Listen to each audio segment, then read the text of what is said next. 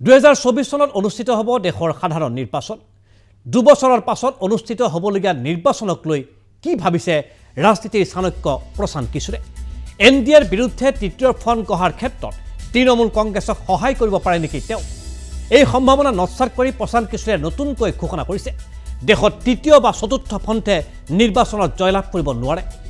বিজেপিক যদি প্ৰথম ফ্ৰণ্ট বুলি ধৰা হয়, তেন্তে ইয়াক পৰাভূত কৰাৰ বাবে দ্বিতীয় ফ্ৰণ্ট গঠন কৰিব লাগিব।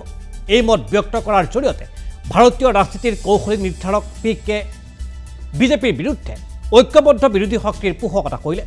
বিগত কিছুদিন ধৰি কংগ্ৰেছৰ সৈতে ঘনিষ্ঠতা ৰক্ষা কৰিলেও কংগ্ৰেছক তেওঁ দ্বিতীয় ফ্ৰণ্ট হিচাপে বিবেচনা নকৰে।